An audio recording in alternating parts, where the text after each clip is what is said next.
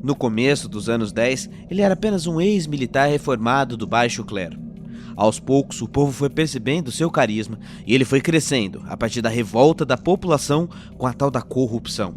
Ele impunha soluções simplistas e rasas, mas perfeitas para o momento. Tudo estaria resolvido por aquele que ficou conhecido primeiro como um líder que fazia discursos inflamados contra minorias, raças, impondo preconceitos, e depois, em defesa de Deus, da família e da pátria, em nome do nacionalismo, propondo uma reforma total ao país. Toda a culpa que deu errado está no outro lado, então vamos eliminar o outro lado. E aí, adivinha? O povo, que não era tão preconceituoso como ele, acreditou na sua salvação da pátria, não crendo que ele seria capaz de fazer tanto terror. E aí, o apoio veio em peso. Em julho de 1932, 230 cadeiras conquistadas pelo partido de Adolf Hitler na Alemanha. Esse jogo de palavras que eu construí faz referência ao ano de 1988, quando a Folha de São Paulo lançou esse clássico da propaganda mundial que você certamente já ouviu. Um filme que ganhou inúmeros prêmios por mostrar com precisão o poder destrutivo da propaganda. O motivo é simples: quem vê, não esquece. A imagética do fascismo age exatamente assim, construindo um pacote estético onde é possível contar um monte de mentiras, dizendo só a verdade. Por isso, cuidado, a cadela do fascismo está sempre no cio. Opa, suave. Bem-vindos ao segundo episódio da nossa série Arte, Política e Estética. Depois de falar da importância da arte no mundo no episódio 1, vamos entrar um pouco mais a fundo para entender uma estética muito particular: a estética das ultradireitas, do neofascismo e do autoritarismo. Se você ainda não viu o episódio 1, não se preocupe. Assiste depois desse aqui porque eles são escritos de forma independente. Mas vai te ajudar um montão a assistir o episódio 1 depois, beleza? Então, de sempre, like, inscrição, sininho, comenta aqui embaixo para engajar o algoritmo. Julgo que esse vídeo é bem importante para os próximos meses que vamos viver de eleição. Então vamos comigo até o fim e bom vídeo. Para falar de estética da política, decidimos dividir a direita histórica em 4 pilares estéticos de sustentação, seguindo a crença de alguns autores da própria extrema-direita sobre si mesmo. Então temos nacionalismo, que promove o ufanismo vazio retomando valores de um passado imaginário perfeito; tradicionalismo, ou a crença na tradição que busca que é preciso idealizar o passado; descentralização, permitindo alianças com setores empresariais e outras direitas sempre que necessário; e lei natural, a crença de que existe um lugar natural que desconsidera o social e cada um nasce onde está porque há uma justiça divina acima de nós. Mantenha esses 4 em mente, porque é sempre na mistura e na intersecção dessas 4 coisas que brotam novas ultradireitas na história. Pode testar aí na sua casa e você vai ver. Então, para compreender esses pilares, vamos voltar para a origem e para a raiz desse inferno sem fim?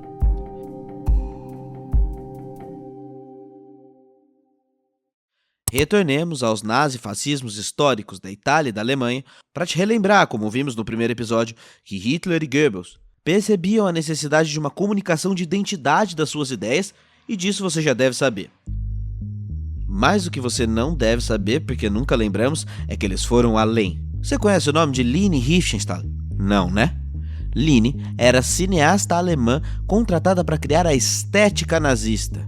Sim, contratada para alinhar a arte política e transformá-la em propaganda, como nos filmes O Triunfo da Vontade, um filme da propaganda nazista mais descarado da história. Portanto, esse é o ponto 1 desse vídeo. O nazifascismo funda-se então a partir da estetização da política.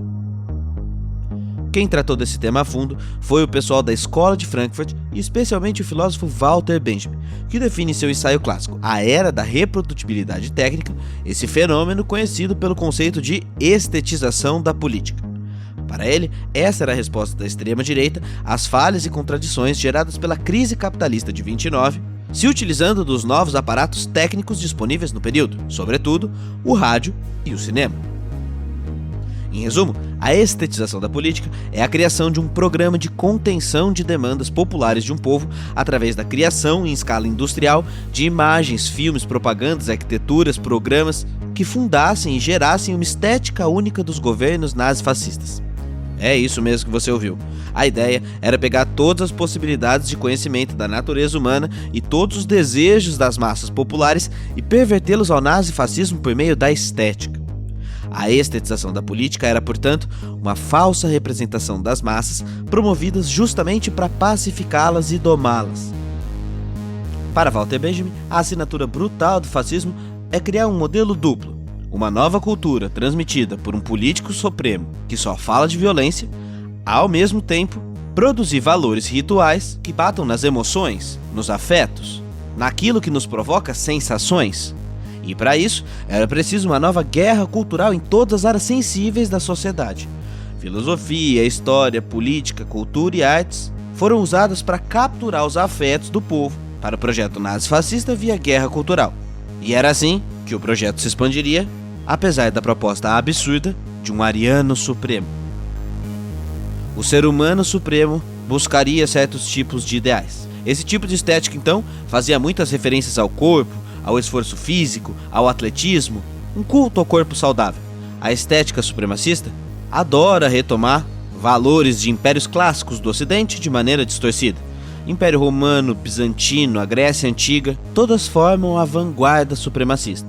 A esse respeito, lembremos do Museu de Obras Degeneradas que falamos no capítulo 1.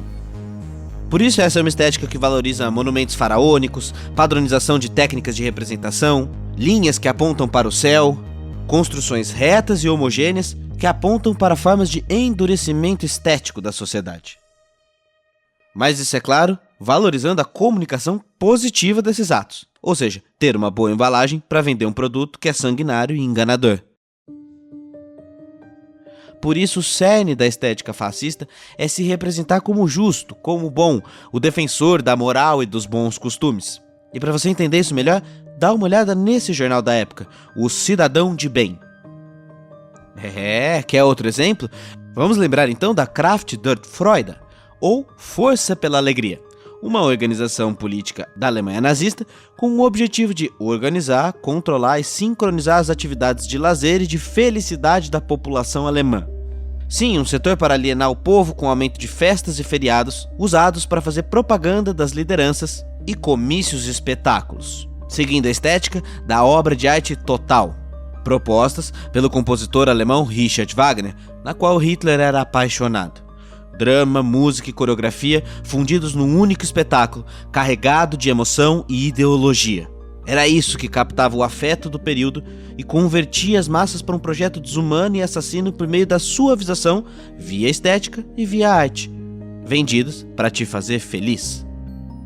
Outro ponto interessante é que as imagens dos líderes nazifascistas sempre seguem o mesmo padrão. Câmera de baixo para cima para engrandecê-los, um jogo de luz e sombra para dar um ar de iluminado ao líder e se pintar como a solução tanto do comunismo vermelho quanto do capitalismo monopolista global, através da exaltação do capitalismo ultranacional.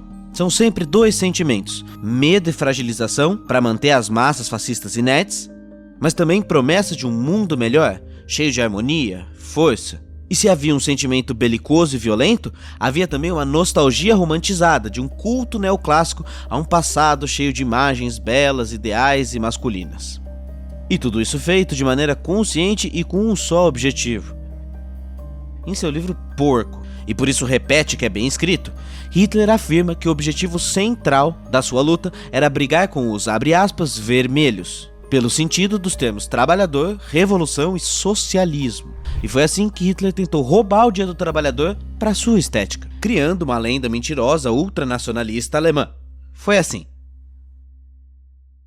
Opa, suave, momento alto jabá para te fazer um convite. Essa série de estética faz parte da nossa comunidade de estética. Além dos vídeos abertos gratuitos, nós temos uma comunidade com vídeos fechados, documentários extras, lives e a oportunidade de trocar ideia mais direta sobre esse assunto. Então, se você está gostando desse vídeo, eu te garanto que lá dentro tem muito mais aprofundamento para você ver. Dá uma olhada na descrição do vídeo que a gente explica a comunidade direitinho, beleza? Então vamos voltar aqui para você não perder o fio da meada. Na Alemanha, como em qualquer outro lugar do mundo, o 1º de maio é uma conquista do movimento dos trabalhadores desde 1890. Hitler passou então a chamar o 1º de maio de um dia de ódio, cooptado pelos socialistas que teriam pervertido seu significado, colocando os alemães uns contra os outros quando deveriam estar celebrando tradições compartilhadas entre os próprios alemães. Fecha aspas. Com isso, o governo de Hitler proclamou o 1º de maio um feriado nacionalista, rebatizando de Dia Nacional do Trabalho.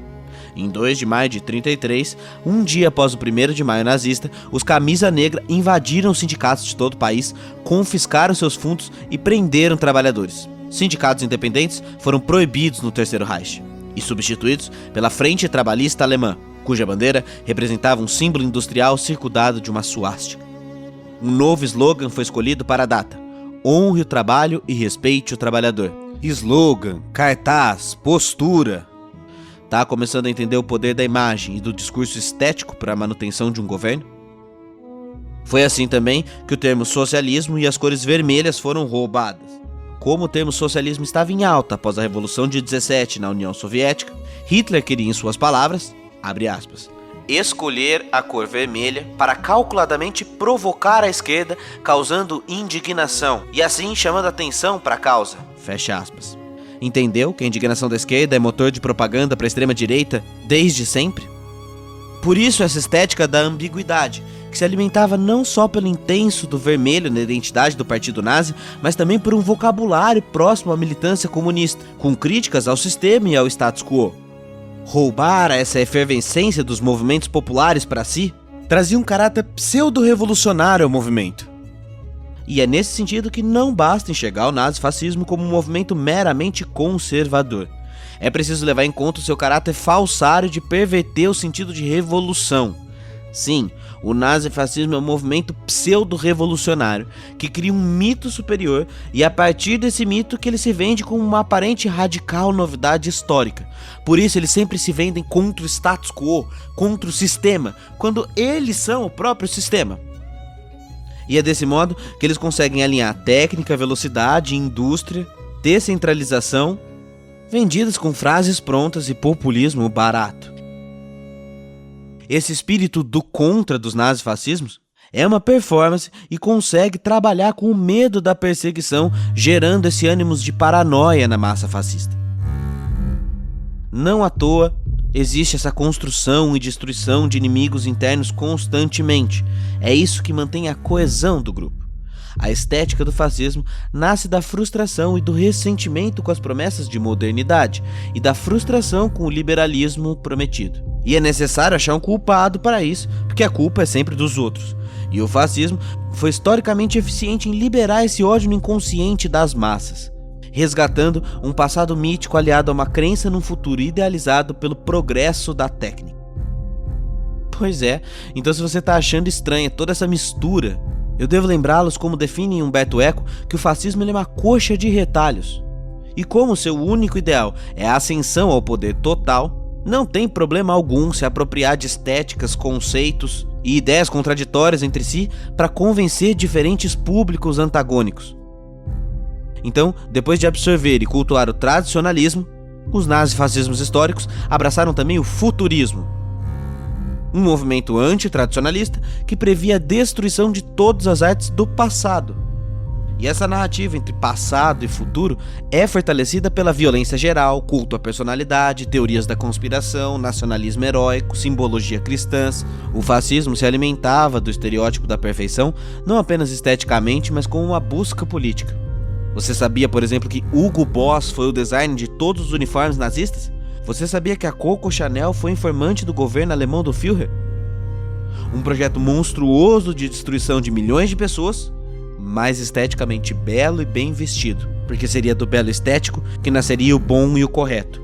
E é daí que vem essa loucura da ideia de superioridade, que não prevê a existência do outro, senão enquanto negação e destruição, porque se não é belo, está incorreto e deve ser destruído. Doideira total, brisa errada pra caramba. Mas foi o que foi.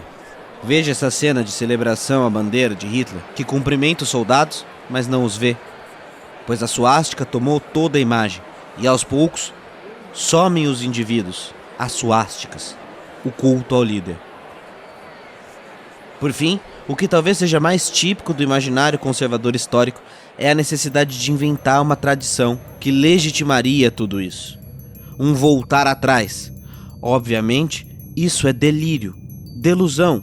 Não existe esse passado que os conservadores imaginam. As pessoas não têm o seu lugar natural. Não houve um tempo belo onde a gente deveria retornar.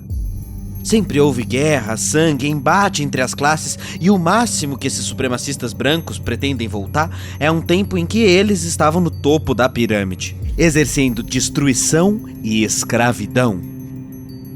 E como aponta o final do ensaio de Walter Benjamin, é quando os fascistas percebem que esse passado é falso, que eles percebem que o único jeito de se manterem é a guerra total. Golpes, pois não há outra via de manter-se funcionando numa operação artística e performática para sempre. Não dá para mentir pro povo para sempre, a realidade material bate. É possível enganar algumas pessoas todo o tempo. É também possível enganar todas as pessoas por algum tempo. O que não é possível é enganar todas as pessoas o tempo todo. E quando não há mais saída, só resta destruição total. Mas aí é tarde demais. A hora que as classes trabalhadoras começam a perceber que o líder não vai concretizar suas reivindicações, elas já estão imersas e esbaldadas de caos. E por fim, podemos cravar então que esse é um movimento homicida, mas também suicidário, que não tem outra saída senão a sua própria destruição. Você já deve ter visto essa mesma dança estética muitas vezes em muitos países por aí afora, não é mesmo? Essa é a raiz, a origem histórica do que vivemos, mas se engana quem acha que acabou. O nazifascismo histórico foi desossado oficialmente com a derrota na Segunda Guerra, mas isso não significa de modo algum que ele teve fim. Só entrou para debaixo do bueiro e continuou encontrando os ecos do fascismo até os dias de hoje. Deixa eu explicar isso melhor. Como depois da guerra ficou evidente para o mundo inteiro a barbárie e o terror que foram aqueles tempos, e coisa feia ninguém quer assumir, esse povo precisou se esconder. Encontrar novos caminhos de comunicação para capturar novos afetos e construir-se novamente. Um desses padrões atuais na internet é o troll. Sim, politicamente incorreto, lulz, shitpost, vaporwaves e afins. Uma estética que capturou milhares de jovens no nosso país. Compreender essa forma de funcionamento é começar a pensar saídas afetivas e novas estéticas políticas a serem pensadas. Mas como esse vídeo já está enorme, o episódio 2 tem parte 2, que vai sair logo nos próximos dias aqui no YouTube, mas só se você estiver inscrito, com o sininho ativado para ser avisado. Vai divulgando esse vídeo, voltamos daqui a alguns dias, e cuidado, a cadela do fascismo está sempre no cio. E falou!